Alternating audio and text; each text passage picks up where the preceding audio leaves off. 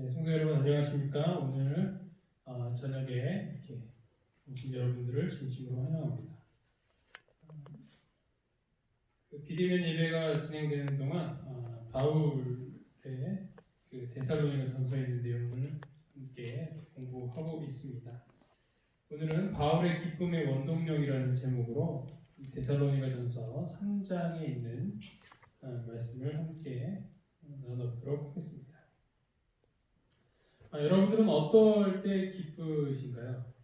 어떨 때 행복하고 또 그것 때문에 또 삶에 또 힘이 나시는가요?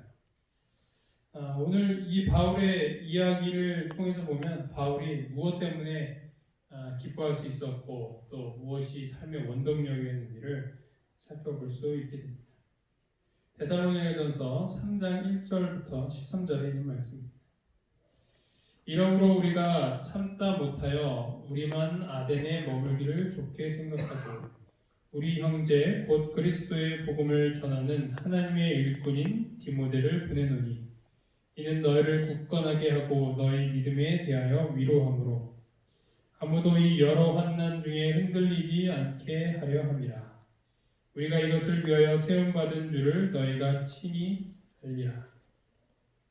우리가 너희와 함께 있을 때에 장차 받을 환난을 너희에게 미리 말하였는데 과연 그렇게 된 것을 너희가 아느니라. 이러므로 나도 참다 못하여 너희 믿음을 알기 위하여 그를 보내었노니 이는 혹 시험하는 자가 너희를 시험하여 우리 수고를 헛되게 할까 함이니 지금은 디모데가 너희에게로부터 와서 너희 믿음과 사랑의 깊은 소식을 우리에게 전하고 또 너희가 항상 우리를 잘 생각하여 우리가 너희를 간절히 보고자 함과 같이 너희도 우리를 간절히 보고자 한다 하니 이러므로 형제들아 우리가 모든 궁핍과 환난 가운데서 너희 믿음으로 말미암아 너희에게 위로를 받았노라. 그러므로 너희가 주 안에 굳게 선즉 우리가 이제는 살리라. 우리가 우리 하나님 앞에서 너희로 말미암아 모든 기쁨으로 기뻐하니 너희를 위하여 능히 어떠한 감사로 하나님께 보답할까? 주야로 심히 간구함은 우리 주 예수는 우리 길을 너희에게로 갈 수 있게 하시오며 하나님 우리 아버지와 우리 주 예수는 우리 길을 너희에게로 갈 수 있게 하시오며 또 주께서 우리가 너희를 사랑함과 같이 너희도 피차간에 모든 사람에 대한 사랑이 더욱 많아 넘치게 하사 너희 마음을 굳건하게 하시고 우리 주 예수께서 그의 모든 성도와 함께 강림하실 때 하나님 우리 아버지 앞에서 거룩한 흠이 없게 하시기를 원하노라. 네, 데살로니가 교회에 보내는 바울의 편지의 내용입니다. 바울은 데살로니가 교회가 굉장히 많이 걱정이 되었던 것 같습니다. 그래서 바울은 특별히 결심을 하고 누구를 보내냐면 바로 디모데를 보내게 되는 것입니다. 그의 사랑하는 후배 동역자 디모데를 보내면서 그 이유에 대해서 이렇게 설명을 하고 있습니다. 2절을 보면 우리 형제 곧 그리스도 복음을 전하는 하나님의 일꾼인 디모데를 보내노니 이는 너희를 굳건하게 하고 너희 믿음에 대하여 위로함으로 아무도 이 여러 환난 중에 흔들리지 않게 하려 함이라. 바울은 디모데가 그곳에서 그들의 믿음을 굳게 지키기를 원하였던 것입니다. 또한 위로를 줌으로써 흔들리지 않게 하려 했던 것입니다. 그래서 바울은 그런 마음을 갖고 디모데를 특별히 파송하였던 것입니다. 이 데살로니가 교회 올바로 설 수 있을 때까지 이 디모데가 가서 잠시 동안 그들의 믿음을 세우는 일에 최선을 다했던 것입니다. 교회를 돌보는 사람들의 마음은 다들 이와 같다고 생각을 합니다. 이번 코로나로 말미암아 가장 걱정되는 것은 바로 우리 성도들의 믿음이겠죠. 교회에 오지 못하고 예배를 드리지 못하게 되면 또 같이 모여서 그 믿음의 교제를 나누지 못하게 될 때 그 믿음이 떨어질 수밖에 없는 것입니다. 그것이 가장 염려가 되는 것입니다. 우리가 함께 모여서 예배하고 찬양하며 교제하는 것이 믿음에 있어서 얼마나 중요한지를 우리가 요즘 절실하게 깨닫고 있습니다. 또 그와 마찬가지로 그렇게 하지 못하는 많은 성도들과 또 환우들, 또 심리를 받은 지 얼마 안 된 그런 모든 그런 영혼들을 생각을 해볼 때 이번 사태를 통하여서 얼마나 많은 걱정이 되는지 모르겠습니다. 그것이 바로 우리 모두의 마음이고 또 이 데살로니가 교회를 향한 이 바울의 마음이었던 것입니다. 우리가 모두 이러한 마음을 갖고 한 사람 한 사람 그들의 믿음이 떨어지지 않을 수 있도록 염려하며 또 최선을 다하여서 기도할 수 있는 우리 모두가 되기를 간절히 바랍니다. 이 편지를 쓰는 바울의 현재 상황이 어떠했냐면 4절에서 나오고 있는데요. 우리가 너희와 함께 있을 때 장차 받을 환난을 너에게 미리 말하였다라고 기록을 하고 있습니다. 이러므로 나도 참다 못하여 너희 믿음을 알기 위하여 그를 보냈다라고 이야기하고 있는 것입니다. 바울은 자신과 성도들이 받을 환난에 대해서 미리 이야기를 하였다라고 말하고 있는 것입니다. 이것이 마치 우리의 모습과 같지 않습니까? 마지막 시대가 될수록 환난은 생길 것이다. 평안하다고 생각할 때 그때 환난이 시작될 것이다라고 우리는 누누이 경고하고 또 그런 권면의 말씀들을 접하게 되었습니다. 그런데 아직까지도 실감을 못하시는 분들이 계신 것 같아요. 언젠간 이 일이 끝나겠지, 다 지나갈 일이겠지라고 이야기를 하고 있지만 이것을 통해서 우리가 지금 절실하게 마지막 때라는 것을 느끼고 있어야 합니다. 많은 전문가들은 코로나 이전의 시대는 오지 않을 것이다 라고 경고를 하고 있습니다. 그것은 무엇을 뜻하냐면 앞으로 교회가 가면 갈수록 교회에서 예배드리고 또 전도하고 또 교제하는 일이 더욱 어려워질 것이다 라는 것입니다. 요즘 여러 가지 이 교회를 중심으로 또 그런 집단 감염 사태가 많이 일어나게 되면서 참 염려스러운 것은 무엇이냐면 그런 여론들이 참 무섭다라는 것이죠. 수많은 사람들이 교회 이 모든 그 질병의 전염병의 원인이 교회라고 지적을 하면서 나중에 되면 이 교회 예배를 아예 금지하는 법안이 생기지 않을까. 물론 지금도 어떤 벌금이 방역법으로 인해서 벌금을 내고 이렇게 하지만 그것이 좀 더 구체화되고 또 법제화되어서 가면 갈수록 우리가 함께 모여서 예배드리는 것이 어려워질 수 있다는 것입니다. 그것이 바로 오늘날의 모습이고 마지막 때의 그런 모습이라는 것입니다. 그런 가운데 우리는 계속 주시해야 될 것은 무엇이냐면 바로 우리의 믿음이 떨어지지 않도록 서로를 격려하며 서로의 믿음을 돋아주는 것입니다. 그래서 바울은 이러한 것을 미리 이야기를 하였지만 그리고 그들이 준비되어야 하였지만 어쩌면 우리와 마찬가지로 그들도 그러한 것들이 마음의 준비를 하지 못하였지 않은가라고 생각을 했던 것 같습니다. 그래서 그들의 믿음을 위하여서 누구를 보내냐면 바로 이 디모데를 보냈던 것입니다. 그들이 정말 우리가 가르친 대로 잘 살고 있는지 그 믿음을 잃고 있지는 않은지 그러한 염려로 이 디모데를 보냈던 것입니다. 지금이야 우리가 전화 한 통화로 서로 안부를 묻고 또 상황을 알 수 있고 그렇기 때문에 그러한 것들이 좀 더 쉬울 수 있었겠습니다. 하지만 그때 당시에는 아시다시피 그런 것들도 전혀 없었고 또 멀리 가려면 몇 날 며칠을 또 배 타고 또 그렇게 가야 했기 때문에 쉬운 일이 아니었던 것입니다. 그때 이 바울의 마음이 어땠을까요? 디모데를 보내면서 과연 그 교회가 건강하게 잘 유지되고 있을까? 아무런 문제가 없을까? 이런 환난 가운데에서 혹시라도 쓰러져서 또 믿음을 떠난 사람은 있지 않을까? 그런 염려 가운데 이 디모데를 보냈던 것입니다. 디모데가 그것을 정확히 며칠인지는 확인을 못했지만 그곳에서 그 성도들을 돌보고 또 확인하면서 다시 돌아와서 이 바울에게 그 소식을 들려주었을 때 바울은 큰 기쁨에 사로잡히게 되었습니다. 왜냐하면 그 디모데의 그 데살로니가 교회에 있는 모든 성도들이 믿음 안에서 굳게 서 있었기 때문입니다.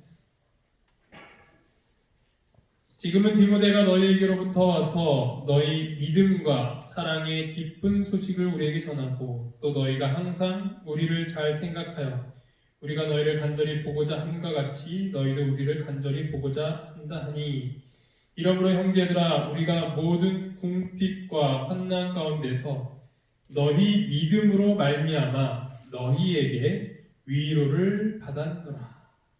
위로를 받았다. 그들의 믿음의 모습을 보고 이 바울이 큰 위로를 받았던 것입니다. 어쩌면 바울이 디모데를 보내면서 그 데살로니가 교회 모든 성도들에게 위로를 주고 싶어 했었을 것입니다. 그런데 이제는 전혀 반대인 상황인 것입니다. 오히려 그들이 바울을 위로하고 있었던 것입니다. 그러므로 너희가 주 안에 굳게 선즉 우리가 이제는 살리라. 아멘. 이것이 바울의 고백인 것입니다.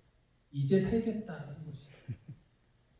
목이 타고 있는데 굉장히 힘들게 밖에서 이렇게 운동을 한다든지 산책을 한다든지 뭐 요즘 이렇게 지금은 잘 못하고 있지만 뭐 그런 에어로빅을 이렇게 하면서 땀을 많이 흘리고 또 목이 탈 때 시원한 냉수 한 잔 마시면서 우리가 내뱉는 말이 뭐예요? 이제 살 것 같다. 살 것 같다. 이제 좀 살 것 같다 이야기합니다. 목이 타는 그 갈증을 해결해주는 물 때문에 이제 살겠다라고 이야기를 하는 것입니다. 그런데 바울이 무엇 때문에 살겠다는 거예요? 그 교회 교인들이 믿음 안에서 굳게 서는 모습을 보고 이제는 살겠다라고 이야기를 하는 것입니다. 이것이 바로 바울이 살아가는 이유였던 것입니다. 그러니까 어떤 환난과 고난과 어려움이 있을지라도 그가 세웠던 그 교회, 돌보았던 그 교회가 믿음 안에 굳게 서 있다라는 그 기쁜 소식 때문에 그는 살 수 있게 된 것입니다. 우리가 살아가는 원동력이 무엇일까요? 사람마다 다르겠지만 정말 교회를 사랑하는 사람들이라면 우리 주위에 있는 그런 사람들이 성도들이 믿음 안에서 굳게 서는 모습을 볼 때 우리는 참 살 것 같다라는 흥이 난다라는 그런 마음을 가질 수 있어야 하는 것입니다. 쉬운 성경에서는 이렇게 번역을 하고 있습니다. 형제 여러분, 우리가 많은 어려움과 고난을 겪을 때 여러분의 믿음으로 위로를 받았습니다. 여러분이 주님 안에서 굳건히 서 있기만 한다면 그보다 더 큰 보람이 없습니다. 그것보다 더 큰 보람이 없다라는 것이죠. 그가 살아가는 이유가 여기에 있다는 것입니다. 삶의 원동력, 기쁨의 원동력이 바로 성도들의 굳건한 믿음이었던 것입니다. 목숨을 위협받는 고난이 닥치고 또 그 모든 계속되는 어려움이 있을지라도 자라는 양들의 모습을 보면서 참 기쁨을 누렸던 이 바울의 모습은 우리가 어떠한 마음으로 이 교회를 바라봐야 하며 사랑해야 하며 또 살아가야 하는지를 보여주고 있는 것입니다.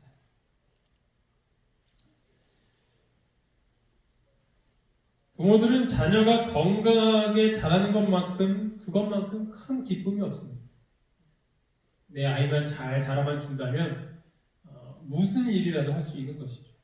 내가 먹을 것을 덜 먹더라도 내가 사고 싶은 것을 덜 사더라도 우리 아이가 더 많이 먹을 수 있다면 더 많은 것을 사고 기뻐할 수 있다면 그것만큼 큰 기쁨이 없을 것입니다.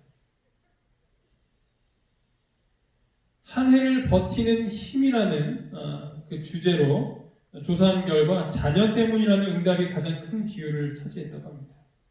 전국 기혼 남녀 926명을 대상으로 조사한 6차 저출산 인식 설문조사를 그 결과를 공개하게 되었는데요. 그 조사 결과에 따르면 응답자 중 무려 48.2%가 한 해를 버티는 힘이 자녀 때문이다라고 고백을 하고 있습니다. 30대 이상의 그 사람들에 대한 설문조사의 내용입니다. 뒤이어서 든든한 배우자가 30.8%, 그리고 나의 인내심, 매월 들어오는 돈, 이게 6.4% 정도, 그 정도 된다고 합니다. 이것이 바로 한 해를 버티는 힘으로 꼽았다고 하는 것이죠. 우리는 어떠한 힘 때문에 한 해를 버티며 살아가고 있습니다. 우리는 무엇으로 힘을 내며 살아가고 있습니다. 바울과 같은 모습으로 우리가 살아간다면, 그것이 우리의 힘의 원동력이 된다면 하나님이 보실 때 큰 기쁨으로 답을 해주실 것이라고 믿습니다. 바울은 하나님에 대한 감사함을 어떻게 보답하고 있는지 9절과 10절에서 이렇게 이야기를 하고 있습니다. 너희를 위하여 어떤 감사로 하나님께 보답할까? 주야로 심히 간구함은 너희 얼굴을 보고 너희 믿음이 부족한 것을 보충하게 하려 합니다. 바울은 그들이 이렇게 성장할 수 있었던 것이 하나님 때문이라고 생각하며 그는 감사하고 있는 것입니다. 그가 어떠한 감사로 하나님께 보답할 것인가 라고 말하면서 그 바로 다음 절에 무엇을 이야기하냐면, 이 너희 믿음이 부족한 것을 보충하게 하려 하기 위하여서 주야로 심히 간구한다라고 이야기를 하고 있는 것입니다. 그들을 위해서 열심히 기도하는 것, 이것이 하나님께 대한 감사의 그런 표현이다라고 이야기를 하고 있는 것입니다. 하나님께 감사하는 표현은 다시 그들의 믿음의 성장을 위해서 기도하는 것입니다. 이것이 참 목자의 모습이 되고 있는 것입니다. 우리도 마찬가지로 서로를 위해서 기도하고 하나님께 감사하는 마음으로 더욱 그들을 위해서 기도하는 모습이 우리 모두의 삶 가운데서 나타난다면 이 교회는 어떤 교회보다 더 믿음 안에서 굳게 설 수 있는 그런 교회가 될 수 있을 것이라고 생각합니다. 아멘. 바울이 데살로니가 교인들에게 바라는 것으로 이렇게 마무리를 짓고 있습니다.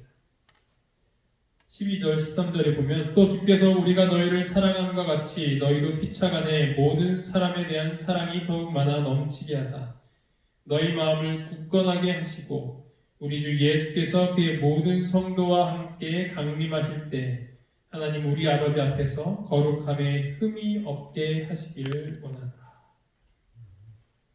바울의 성도들에 대한 이 사랑은 결국 그 성도들의 마음 가운데 전해지고 그들이 또한 그 사랑으로 서로를 사랑하고 아껴주는 모습으로 영향을 받게 되었다는 것입니다.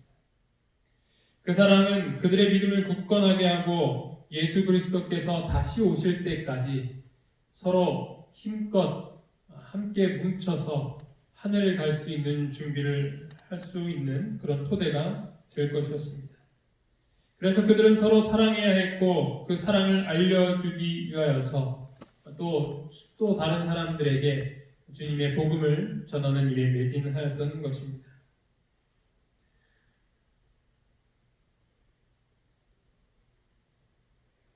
참 목자는 양들의 성장이 삶의 원동력이 됩니다.